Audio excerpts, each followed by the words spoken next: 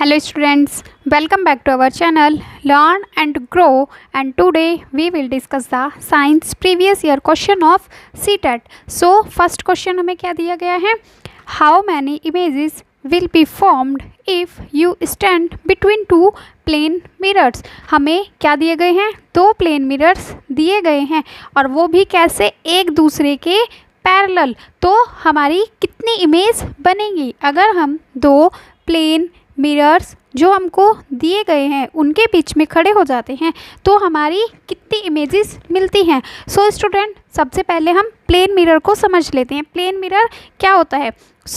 जैसे ये हमारा एक प्लेन मिरर है तो इसकी एक साइड कैसी होती है, पॉलिश होती है, जिससे हमारा इमेज उसके पार नहीं निकल पाता है, यानी कि जो हमारी रेज हैं वो उसके आर पार नहीं जा पाती हैं, क्योंकि अगर आर पार चली गई तो वो हमारा क्या बन जाएगा, ट्रांसपेरेंट. जैसे हमारे ग्लास होते हैं, जैसे हमारे जो विंडो के ग्लासेस होते हैं वो कैसे होते हैं, ट्रांसपेरेंट होते हैं. जब इस पर कोई रे पड़ती है, जैसे ही हमारी इस पर कोई रे पड़ती है तो ये क्या करता है, इस पर हमारी ऐसे रेज पड़ती हैं कोई भी वस्तु से, तो ये क्या करता है, उसको वापस पीछे रिफ्लेक्ट कर देता है. जब भी हमारी कोई रे प्लेन मिरर पर पड़ती है तो वो क्या करता है, वापस उसी एंगल पे उसको क्या कर देता है, रिफ्लेक्ट कर देता है. और यहाँ से जब इसने ये रिफ्लेक्ट किया तो ये इसको अगर हम ऐसे पीछे मिलाते हैं तो हमें सेम डिस्टेंस पर, जहाँ पे वस्तु है और मिरर के ठीक पीछे सेम डिस्टेंस पर हमें उस वस्तु की इमेज दिखती है. इसीलिए प्लेन मिरर जो हमारे घर में मिरर होता है उसमें हमें जो हमारी इमेज होती है वो कैसी दिखती है, इक्वल दिखती है.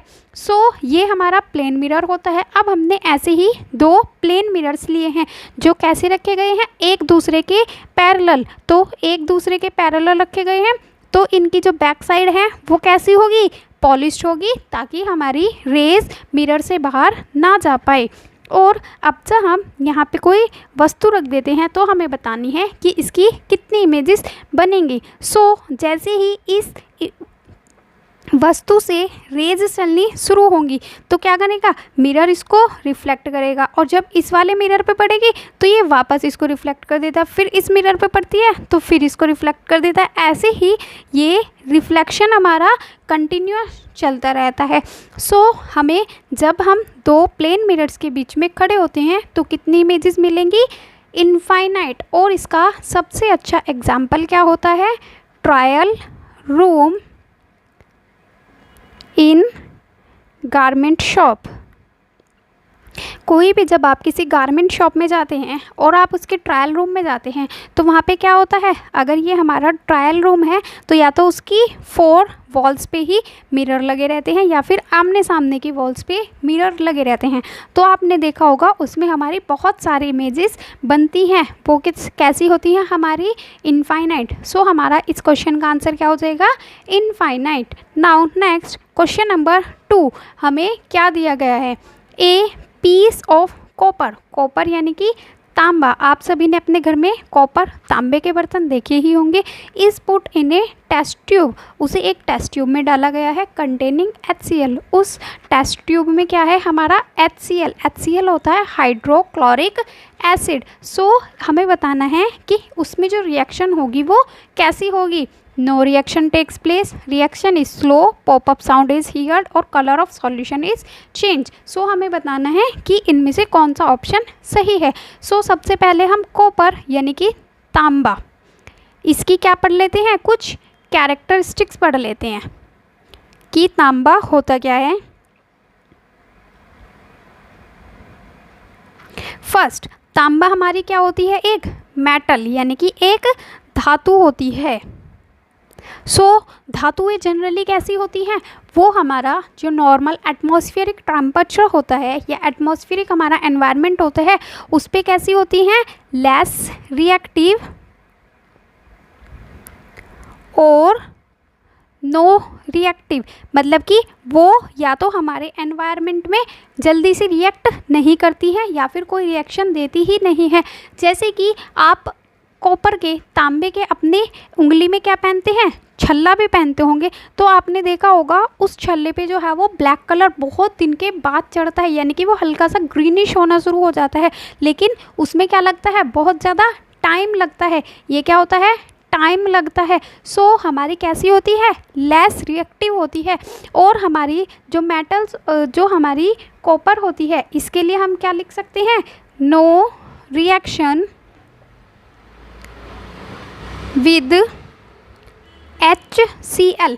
क्यों कि कॉपर प्लस HCl के अगर हम रिएक्शन कराते हैं तो हमें कोई रिएक्शन क्यों नहीं मिलती है, हमारी कोई रिएक्शन क्यों नहीं होती है। ऐसा इसलिए होता है स्टूडेंट्स क्योंकि HCl को हम कैसे ब्रेक कर सकते हैं, H पॉजिटिव और Cl निगेटिव। और H क्या ढूंढता है, अपने लिए ऑक्सीजन ढूंढता है, ताकि वो इन दोनों से कंबाइन करके H और OH एक दूसरे से कंबाइन करके क्या बना सके, H2O बना सके। लेकिन कॉपर के पास जब हमारी वो मेटल की फॉर्म में होती है तो उसके पास कोई भी ऑक्सीजन प्रेजेंट नहीं होता है, कोई भी ऑक्सीजन प्रेजेंट नहीं होता है, इसलिए ये HCl के साथ कोई रिएक्शन नहीं देती है ना हो। लेकिन क्या होगा, अगर कॉपर के पास O प्रेजेंट हो तो ये HCl से कैसे रिएक्शन करती है, HCl। तो हम इसको कैसे तोड़ सकते हैं, H पॉजिटिव और Cl नेगेटिव। और ये क्या होता है, Cu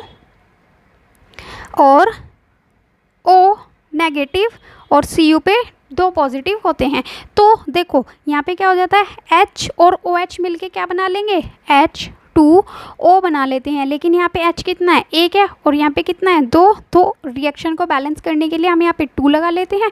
2H प्लस O मिलके H2O बना लेते हैं। और बाकी क्या बचा, Cu प्लस Cl, लेकिन Cl कितने हैं, 2, तो CuCl2 बना लेता है। सो जैसे ही हम क्या करते हैं, तांबे के साथ ऑक्सीजन ले लेते हैं। जब हम तांबा पहनते हैं या फिर हम तांबे का छल्ला पहनते हैं तो वो ब्लैक क्यों पड़ने लगता है, क्योंकि उसके ऊपर CuCl2 की परत जम जाती है, जो हमारी कहाँ से, हमें एनवायरनमेंट से मिलती है। तो वो Cu में कन्वर्ट हो जाता है और धीरे धीरे वो क्या हो जाता है, ब्लैक पड़ना शुरू हो जाता है। सो स्टूडेंट्स, हमारा सही आंसर क्या होगा, Cu प्लस HCl को जब हम डालेंगे तो हमारा कोई रिएक्शन नहीं होता है। सो हमारा आंसर क्या हो जाएगा, option number A, no reaction takes place. Next question number 3 हमें क्या दिया गया है, which of the following household substances will turn red litmus blue. हमें क्या दिया गया है, एक लिटमस पेपर क्या होता है, लिटमस पेपर हमारे 2 टाइप के होते हैं, एक रेड और एक ब्लू। सो ये जो लिटमस पेपर होता है ये हमारा किस लिए यूज़ होता है, to identify acid and base. मतलब कि एसिड और बेस को पहचानने के लिए हम किसका यूज़ करते हैं, लिटमस पेपर का यूज़ करते हैं। सो हमारा ये क्वेश्चन किस में चला जाता है, एसिड एंड बेस में। सो सबसे पहले हम क्या पढ़ेंगे, एसिड और बेस की कुछ प्रॉपर्टीज़ पढ़ लेते हैं। एसिड क्या होते हैं और बेस क्या होते हैं।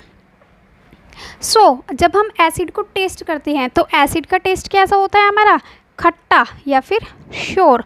लेकिन जो हमारे बेस होते हैं इनका टेस्ट कैसा होता है हमारा, बिटर, यानी कि कैसा, कड़वा। और जो एसिड क्या होते हैं, ये क्या करते हैं, हमारे ब्लू लिटमस को रेड में कन्वर्ट कर देते हैं। जैसे मैंने आपको बताया कि लिटमस पेपर 2 टाइप के होते हैं, तो जो एसिड होते हैं वो ब्लू को रेड में कन्वर्ट कर देते हैं। जैसे अगर मैंने एक ब्लू लिटमस पेपर ले लिया और उसके ऊपर कोई भी एसिड डाल दिया, HCl, H2SO4, HNO3, या फिर जनरली हमारा लेमन जूस भी क्या होता है, एसिड होता है। तो अगर हमने उसके ऊपर कोई एसिड डाल दिया तो उसका रंग जो है वो रेड में कन्वर्ट हो जाता है। और यही क्या होता है, हमारा एसिड बेस के लिए एक टेस्ट यूज़ किया जाता है। और बेस क्या करता है, बेस करता है हमारा रेड को ब्लू में कन्वर्ट कर देता है, यानी कि रेड लिटमस पेपर को ब्लू लिटमस पेपर में कन्वर्ट कौन कर देता है, हमारा बेस होता है। और जो एसिड होते हैं उसमें हमारे कौन से आयन मिलते हैं, H पॉजिटिव, और बेस में कौन से आयन मिलते हैं, OH नेगेटिव। जैसे इसको हम एग्जाम्पल से समझते हैं, एग्जाम्पल क्या ले सकते हैं, HCl, तो इसमें H के ऊपर कौन सा आयन होता है, H पॉजिटिव, और Cl के ऊपर कौन सा आयन होता है, नेगेटिव। सो हमें यहाँ पे क्या मिला, H पॉजिटिव, इसलिए क्या हो जाता है, एसिड। और बेस में हम एग्जाम्पल क्या ले सकते हैं, NaOH।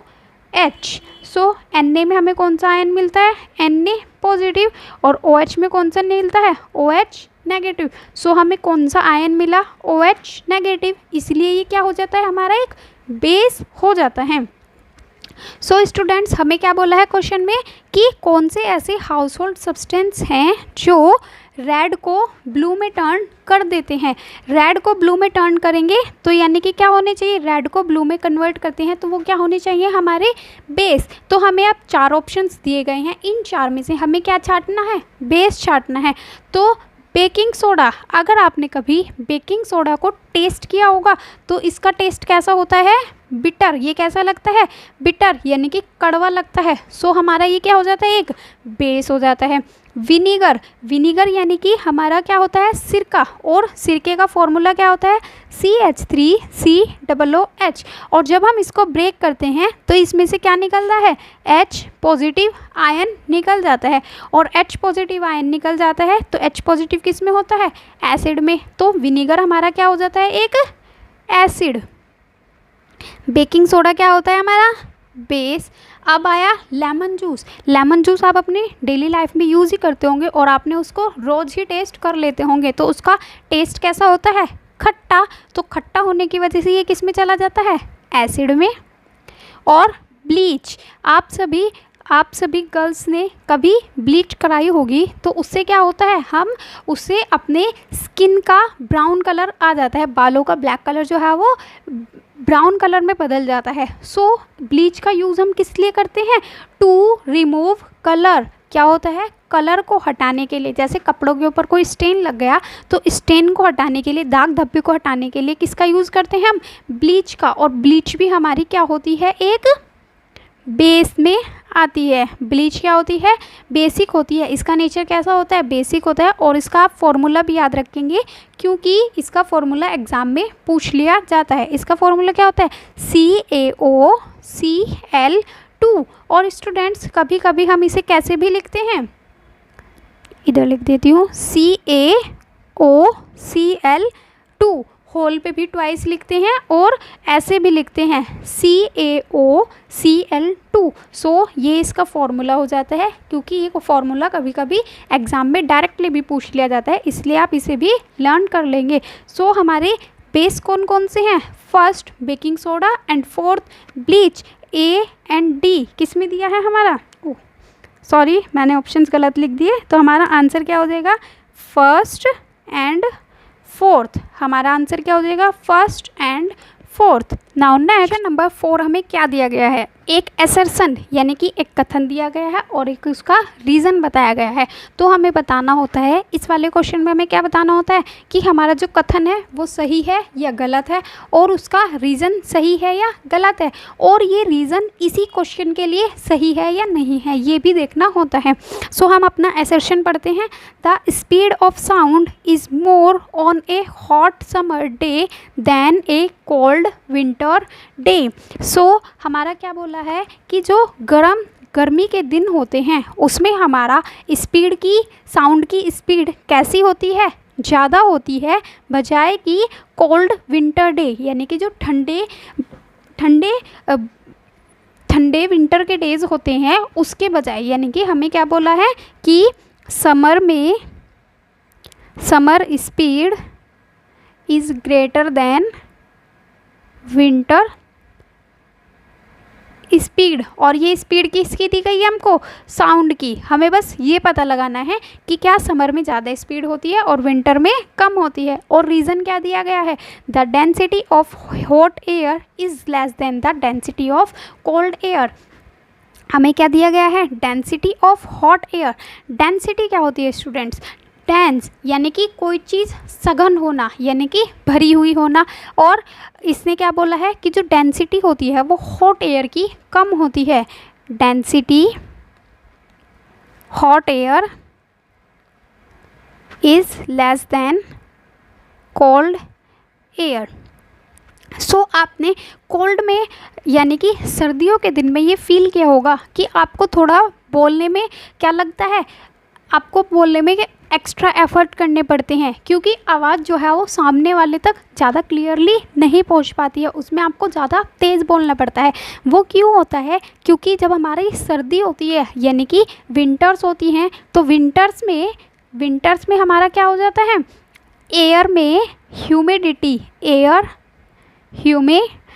कैसी हो जाती है, बहुत ज़्यादा हो जाती है, बढ़ जाती है। सो इसीलिए एयर में स्पेस ही नहीं रहता है, और जब स्पेस नहीं रहता है तो हमारी क्या होती है, स्पीड को वहाँ पे चलने के लिए कैसे कम मिलेगा, कम स्पेस मिलता है, इसीलिए उसकी साउंड भी कैसी हो जाती है, साउंड भी डिक्रीज़ हो जाती है, उसकी साउंड कैसी हो जाती है, डिक्रीज़। सो यही रीज़न है क्योंकि विंटर में हमारी डेंसिटी ज़्यादा होती है, और वो डेंसिटी क्यों ज़्यादा होती है, क्योंकि ह्यूमिडिटी यानी कि जो एयर होती है उसमें हमारी जलवाष्प पानी की मात्रा अधिक होती है, इसीलिए हमारी विंटर में डेंसिटी अधिक होती है, जिसकी वजह से साउंड को स्पेस ही नहीं मिल पाता है, और उसे स्पेस नहीं मिल पाता है तो उसकी साउंड की स्पीड क्या हो जाती है, डिक्रीज़ होती है, यानी कि साउंड हमारा धीरे धीरे से आगे बढ़ता है।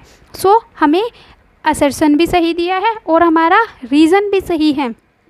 सो हमारा सही आंसर क्या हो जाएगा, A and R is correct and R is the correct explanation of R. So हमारा सही ऑप्शन क्या हो जाएगा, ऑप्शन नंबर ए।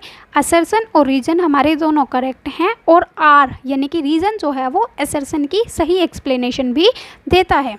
नेक्स्ट हम अपना क्वेश्चन नंबर 5 देखते हैं, हमें क्या दिया गया है। Increasing the consumption of which will help you increasing the level of carbohydrates in your body. Carbohydrates दिए गए हैं। सो स्टूडेंट्स पहले हम कार्बोहाइड्रेट्स के बारे में पढ़ लेते हैं कि कार्बोहाइड्रेट्स क्या होते हैं। ये कार्बन, हाइड्रोजन और ऑक्सीजन, CHO, कार्बन, हाइड्रोजन और ऑक्सीजन से मिलकर बने होते हैं। क्या क्या होता है इसमें कार्बोहाइड्रेट्स में, कार्बन होती है, हाइड्रोजन होती है और ऑक्सीजन होती है। और जो कार्बोहाइड्रेट्स होते हैं वो हमारी बॉडी को क्या देते हैं, बॉडी को एनर्जी प्रोवाइड करते हैं, इसीलिए इनका जो फूड होता है जिसमें कार्बोहाइड्रेट्स मिलता है उसे हम क्या कहते हैं, एनर्जी गिविंग फूड। अच्छा स्टूडेंट्स, जब आप कोई खेल खेलते हो और आपको थकान होने लगती है तो आप इंस्टेंट एनर्जी के लिए क्या यूज़ करते हैं, इंस्टेंट एनर्जी के लिए हम क्या यूज़ करते हैं, ग्लूकोज।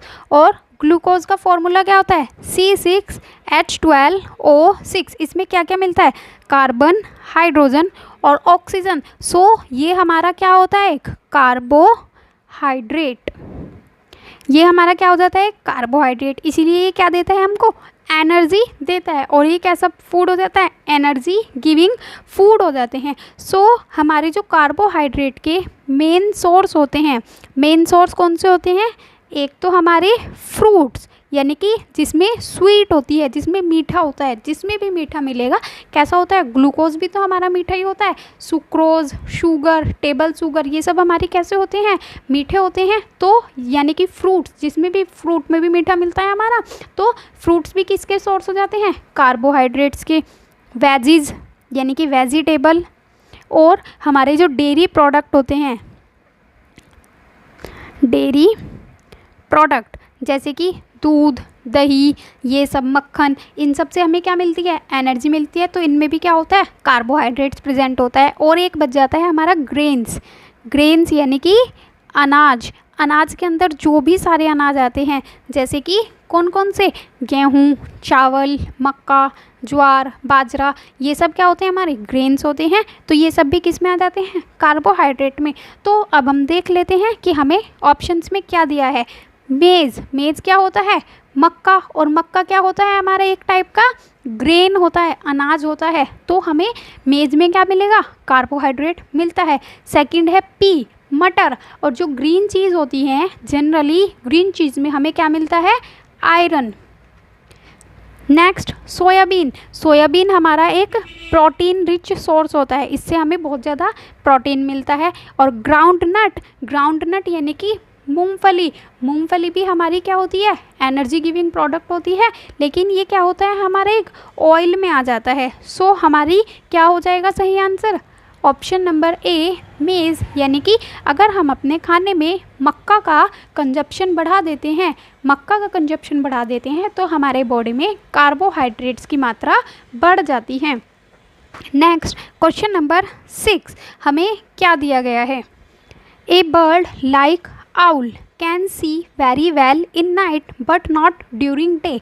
हमें क्या बोला है, एक बर्ड होता है आउल जो रात को तो बहुत अच्छे से देख सकता है, रात को तो बहुत अच्छे से देख सकता है, बट वो दिन में इतने अच्छे से नहीं देख पाता। उसका क्या रीज़न है, और रीज़न इन्होंने हमें क्या दिया है, night birds have a few corn and a large number of rod sales. जो हमारे नाइट बर्ड होते हैं, हमारे नाइट बर्ड होते हैं, उनमें कॉर्न्स लार्ज होते हैं और रॉड्स कम होते हैं रेटिना में। सो स्टूडेंट्स, सबसे पहले हम ये समझ लेते हैं कि ये कॉर्न्स और रॉड्स होती क्या हैं। हमारी आँख का एक पार्ट क्या होता है, रेटिना।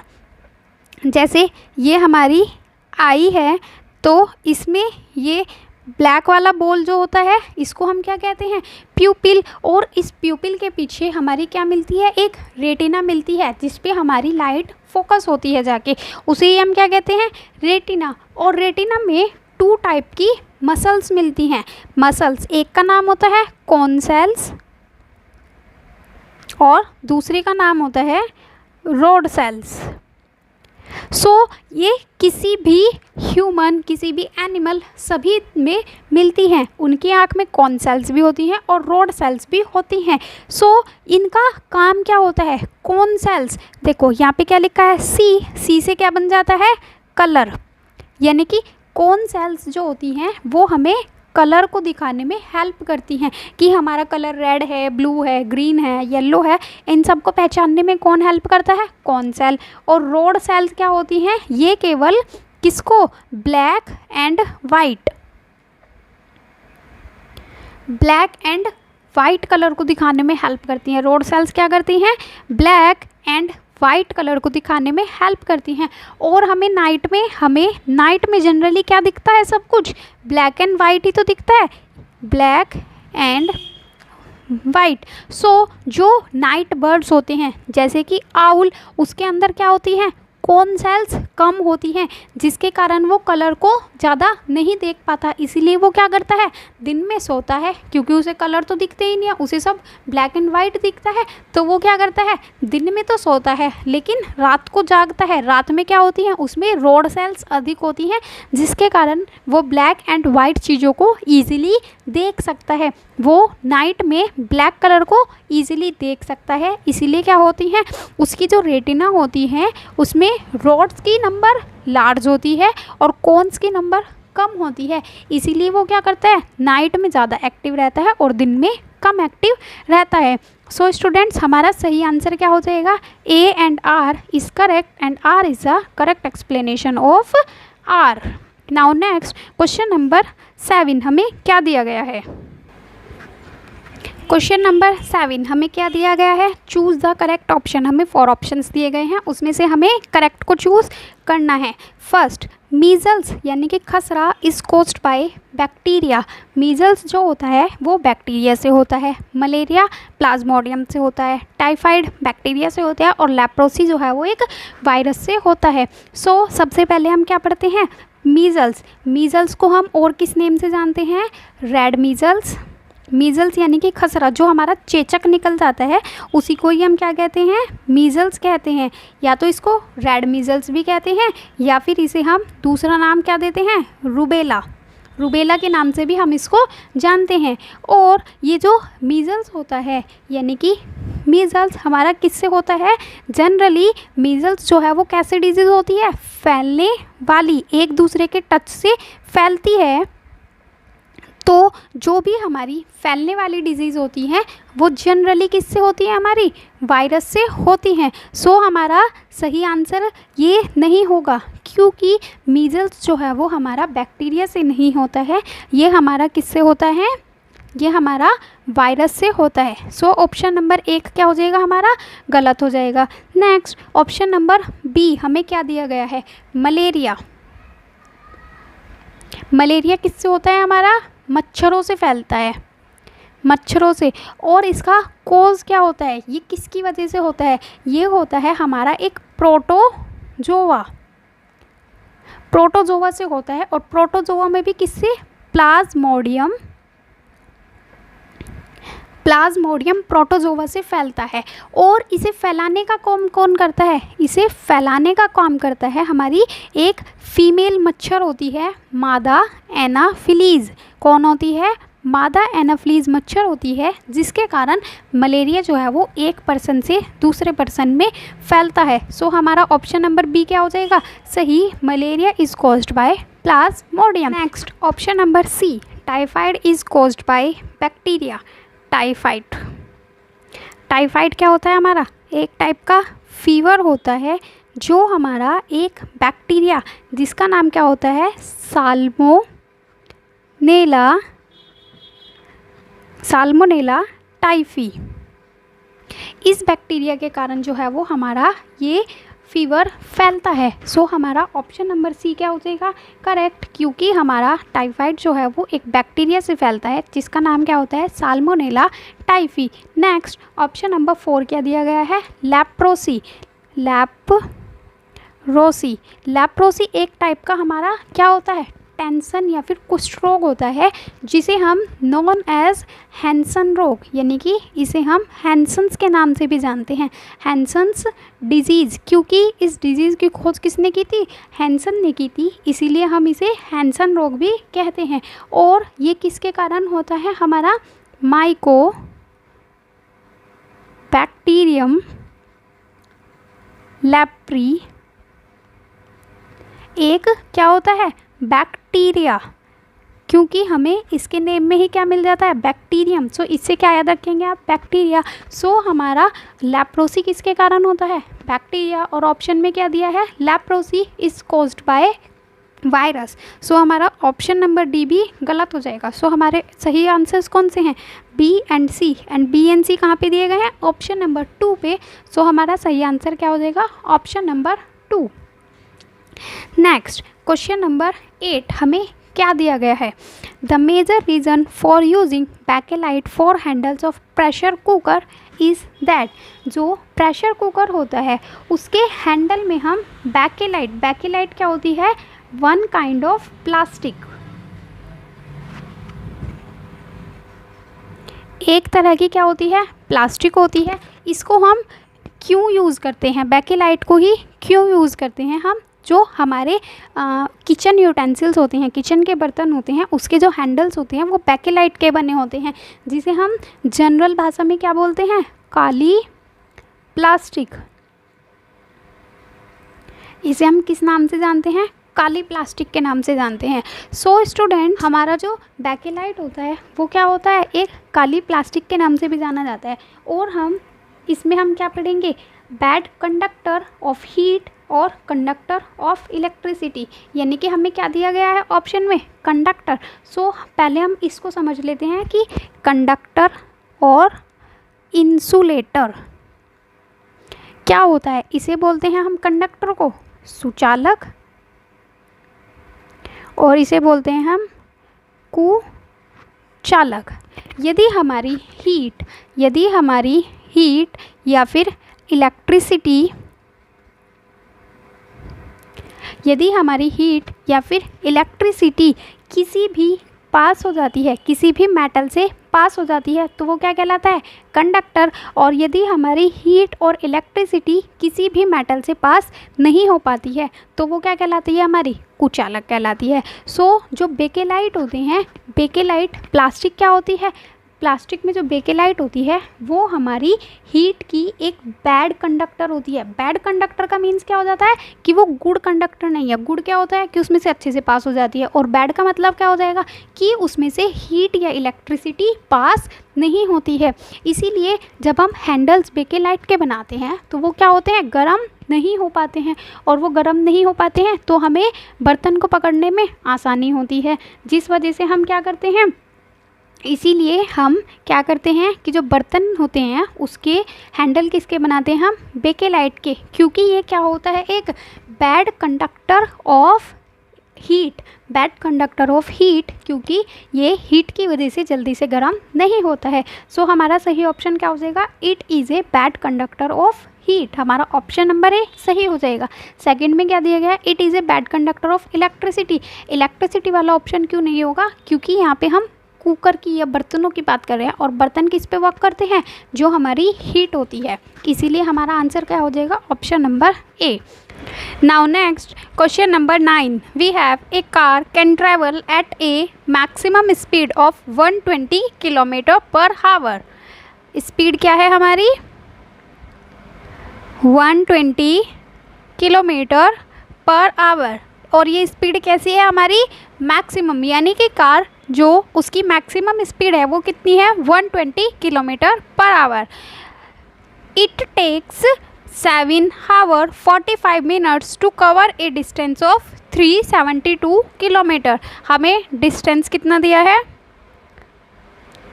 372 किलोमीटर, और हमें टाइम कितना दिया गया है, 7 hours and 45 minutes।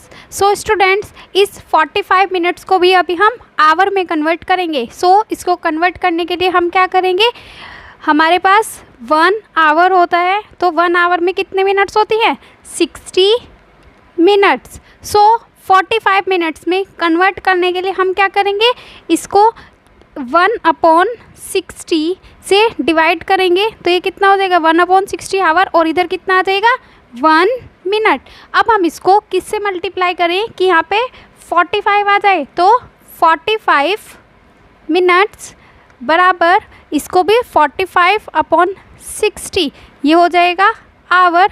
सो इसको जब हम काटेंगे तो ये 15 से कट जाएगा, 15 3 जा 45 एंड 15 4 जा 60। सो हमारे पास कितने हैं, 3/4 आवर। सो हमारा टोटल टाइम कितना हो जाएगा, 7 + 3/4 आवर। जब हम इसको जोड़ेंगे तो कितना आ जाएगा, 7 4 जा 28 + 3 = 31/4 आवर। सो हमारा अब हमें क्या निकालना है, what is the difference between maximum and minimum speed of this car, यानी कि ये हमारी इसकी स्पीड कितनी दी गई है, मैक्सिमम है 120, और अभी हमें जो इसने डिस्टेंस और टाइम से ट्रैवल किया है उसके अकॉर्डिंग हमें स्पीड निकालनी है। सो हमारा स्पीड का फॉर्मूला क्या होता है, डिस्टेंस अपॉन टाइम। डिस्टेंस कितनी है हमारी, 372 अपॉन टाइम कितना है, 31/4 है, तो ऊपर 4 मल्टीप्लाई में चला जाएगा। इसको हम कट करेंगे तो ये आ जाएगा 31 1 जा 31, रिमेनिंग 6 62, तो ये 12 हो जाएगा, और टोटल कितना आ जाएगा, 12 4 जा 48 किलोमीटर पर आवर। अब हमें क्या निकालना है, डिफरेंस। सो डिफरेंस कितना आ जाएगा, मैक्सिमम स्पीड में से हमें ये वाली स्पीड माइनस करनी है, तो मैक्सिमम कितनी है 120, और हमने कितनी निकाली है 48। जब हम इसको सब्ट्रैक्ट करेंगे तो 10 में से 8 गए, बचे 2, इधर आ गए 11 में से 4 गए, बचे 7। सो हमारा आंसर कितना आ जाएगा, 72 kilometre per our. Option number सी हमारा करेक्ट आंसर हो जाएगा। सो स्टूडेंट्स, ये थे हमारे आज के सीटेट के क्वेश्चंस। अगर आपको क्वेश्चंस पसंद आया है और उनका एक्सप्लेनेशन पसंद आया है तो वीडियो को लाइक करें, और अगर आपकी कोई क्वेरी है तो आप कमेंट बॉक्स में कमेंट कर सकते हैं। आगे की वीडियोज़ के लिए चैनल के साथ जुड़े रहिए, चैनल को सब्सक्राइब करिए। Thank you.